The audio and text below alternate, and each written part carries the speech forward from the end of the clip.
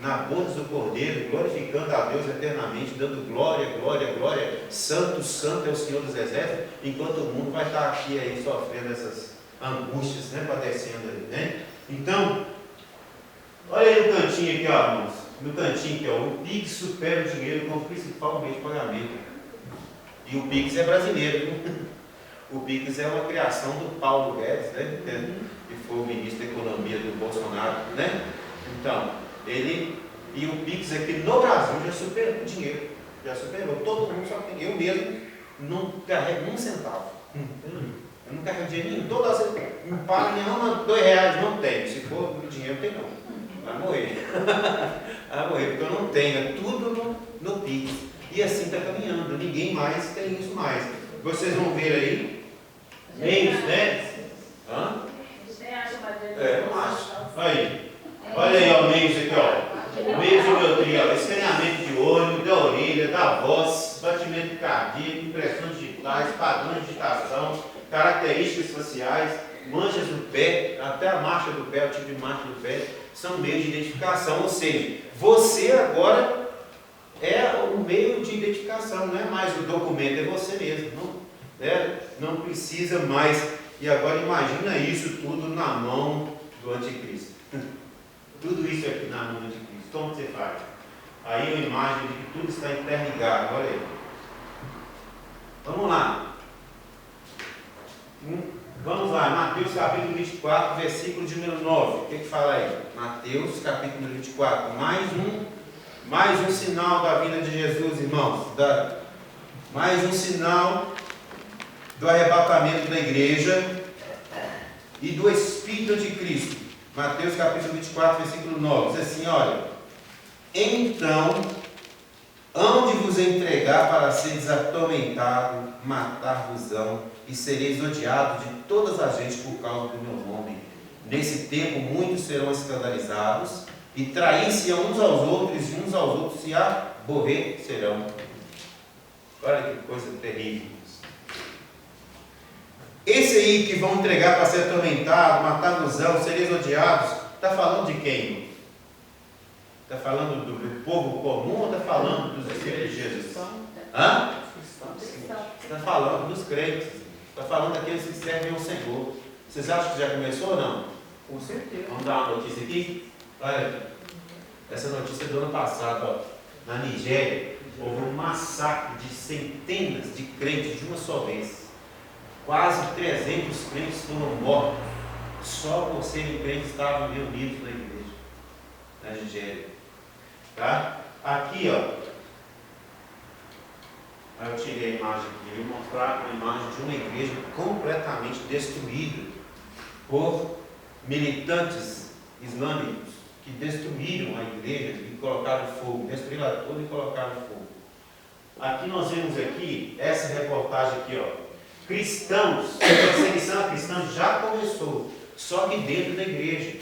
Nós vemos, irmão, que a perseguição não é só uma perseguição. Antigamente, uma perseguição que era uma perseguição material, né? Eles perseguiam os crentes, colocavam lá para os leões comerem e trucidavam as pessoas. Hoje, por conta dos direitos humanos, muitos países aderem aos direitos humanos, então, esse tipo de violência não é aceitável no mundo. Então as perseguições muitas vezes agora, elas começam agora a partir para o campo ideológico. Se vocês fizerem um apanhado na internet, vocês vão ver que existem vários projetos de leis no Brasil quanto fora do Brasil para cercear a liberdade de pregação do Evangelho. Nós vemos aqui nesse cantinho aqui, essa mensagem aqui desse pastor aqui, ó, pastores e padres vão começar a ser presos em cima do púlpito do ano que vem. Isso aí, é claro, é uma notícia, vamos dizer, sensacionalista, tá? Não é uma notícia real no sentido prático, porque ainda não é isso. Mas especula-se que essa lei, da qual é a lei da misoginia, da qual o PSOL, o PT e o PCdoB está tentando colocar no Brasil, que é uma lei para proteger as mulheres, no sentido é proteger a mulher. No outro sentido é calar, cercear qualquer palavra que vá contra a mulher. No sentido de contra a mulher, eles entendem que até a palavra pregada em Efésios, capítulo de número 5, que fala a respeito de casamento e submissão, é uma misoginia. E aquele que pregar essas mensagens, eles seriam criminalizados. Então nós, como pastor, vamos ter que arrancar essa página de Efésios aqui. Vós, mulheres, sejam submissas aos vossos maridos, porque essa palavra será criminalizada, porque será uma misoginia, porque eles entendem como uma forma de diminuir e desmerecer a mulher. Efésios capítulo 5. Versículo não me lembro de cabeça. Está fácil de achar que Efésios capítulo 5 é pequenininho.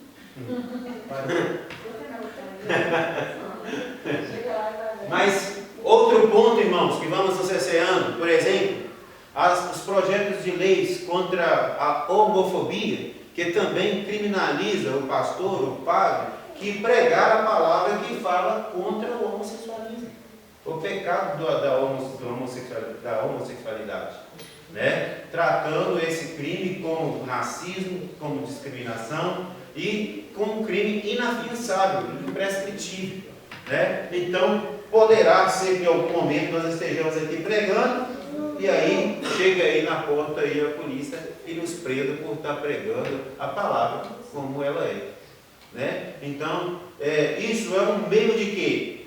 Um meio de cercear, de calar a boca da igreja, de calar, de impedir.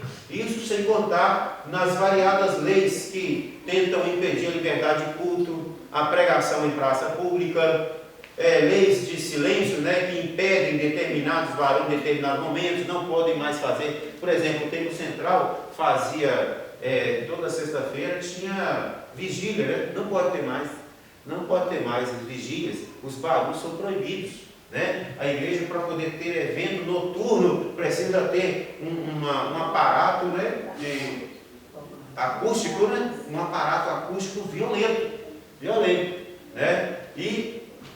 E assim sucessivamente, a igreja vai sendo de forma ideológica cerceando a palavra, né? Cerceando os meios. Então nós temos que ficar atentos, porque a palavra de Deus diz assim: eles vão atormentar vocês, vão nos matar, vocês serão odiados de toda gente.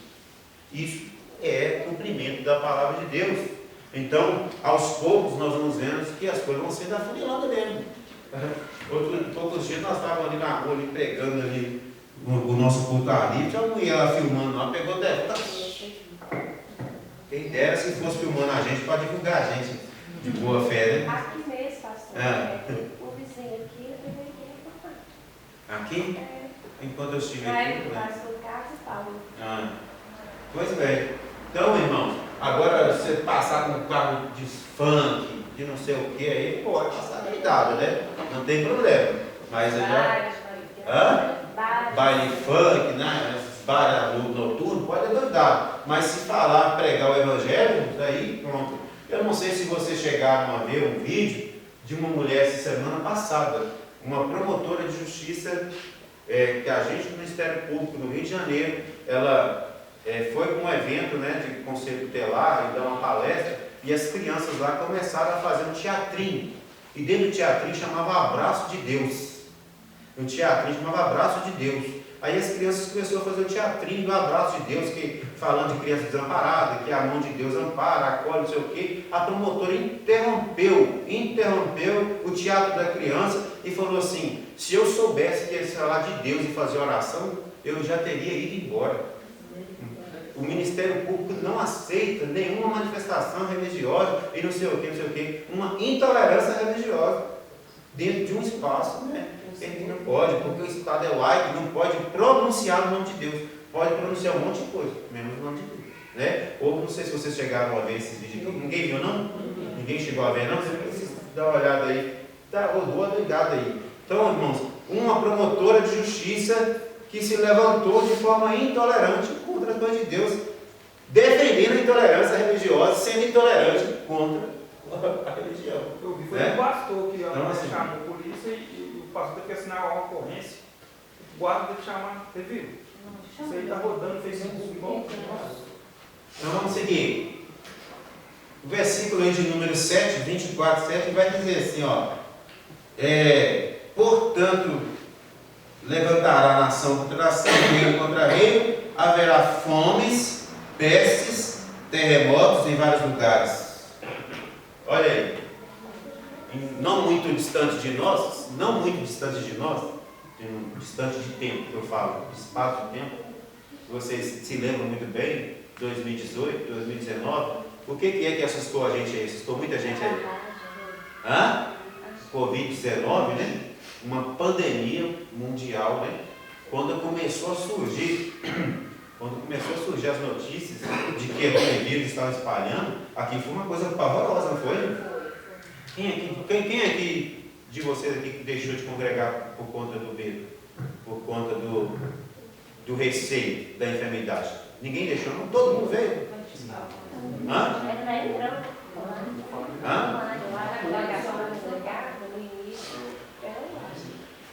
Funcionou normal? Não, era online. Era online?